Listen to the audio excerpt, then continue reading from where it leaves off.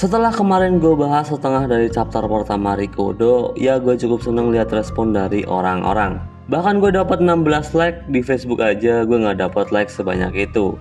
Baca komentarnya juga gue seneng karena ada yang bilang buat lanjutin walaupun mungkin itu akun alter temen tongkrongan gue. Jadi ya nggak apa-apa, langsung aja kita bahas.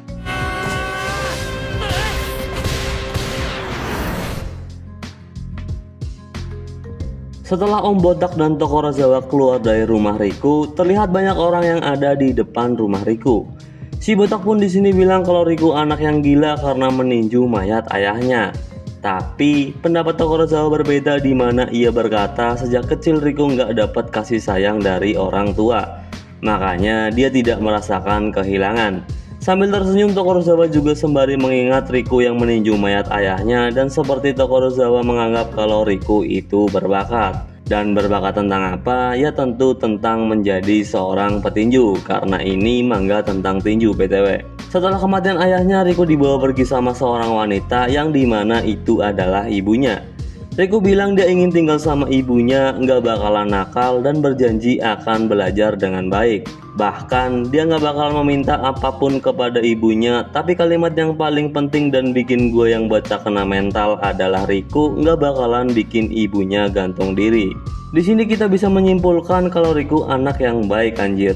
Gue kira setelah ini Riku bakalan hidup bahagia karena bareng ibunya, tapi setelah gue lihat ekspresi ibunya yang gak seneng sama sekali, bahkan dengan muka datarnya, ibu Riku bertanya apa dia bener-bener ingin tinggal sama ibunya. Dan emang bener aja, setelah gue lihat laki-laki kurus kering penuh tato dan lagi menyuntikkan sesuatu ke tangannya, ini gue punya firasat yang buruk. Ibunya Riku ternyata tinggal bareng pacarnya yang dimana pacarnya itu adalah seorang yakuza dan juga seorang pecandu narkoba. Pacarnya protes kenapa ibunya Riku bawa anaknya ke sini, tapi dia bilang lagi nggak masalah selama Riku nggak mengganggu. Dan tiba-tiba aja di depan laki-laki kurus kering itu ibunya Riku jadi sakau anjir. Yap, ternyata ibunya Riku juga seorang pecandu narkoba. Ibunya Riku bilang kalau dia udah nggak tahan apa si laki-laki itu punya barangnya. Dan tentu aja si laki-laki itu punya narkobanya. Tapi si laki-laki bilang ada syaratnya, dan syaratnya itu seperti biasa. Gua awalnya ngira kalau laki-laki itu minta duit sebagai syaratnya, tapi ternyata enggak anjir. Laki-laki itu buka resleting celananya dan lu tahu dia minta apaan. Dan ya, dia minta disepong anjing.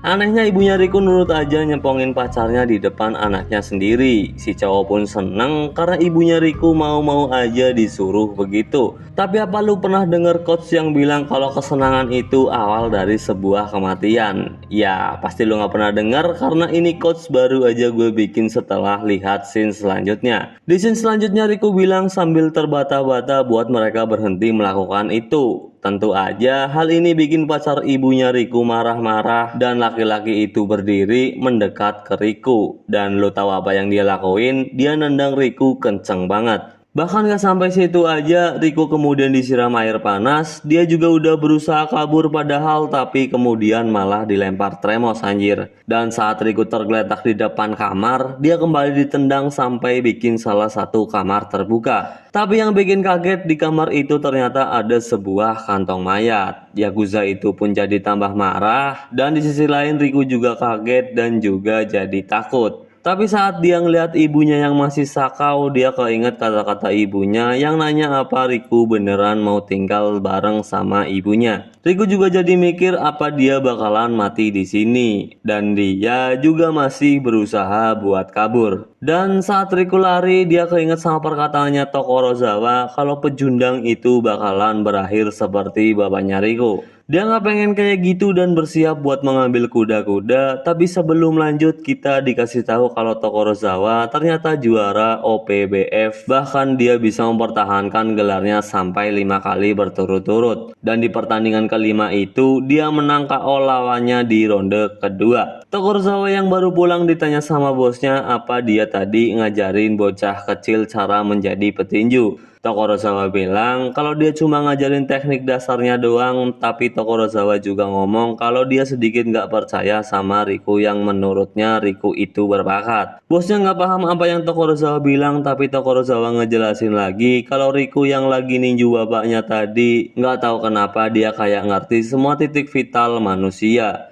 Kita lalu berpindah ke Riku yang lagi dikejar-kejar pacar ibunya dan entah gimana Riku ternyata bisa mendaratkan pukulan tepat di dagu orang itu. Tentu buat orang yang udah pernah nonton Hajime no Ippo tahu apa efek yang akan dialami kalau orang ditinju di bagian dagu. Yakuza itu pun jatuh karena ngerasa kakinya tiba-tiba nggak bisa bergerak. Tapi dia berhasil buat megangin kakinya Riku. Dan tanpa pikir panjang Riku ngambil asbak dan nimpuk kepala Yakuza itu sampai mati. Ya begitulah manga Rigode chapter pertama berakhir, baru chapter pertama aja tapi manganya udah gelap begini. Jadi gimana menurut lo, apa ini bakalan bagus kalau dilanjutin? Dan bye bye.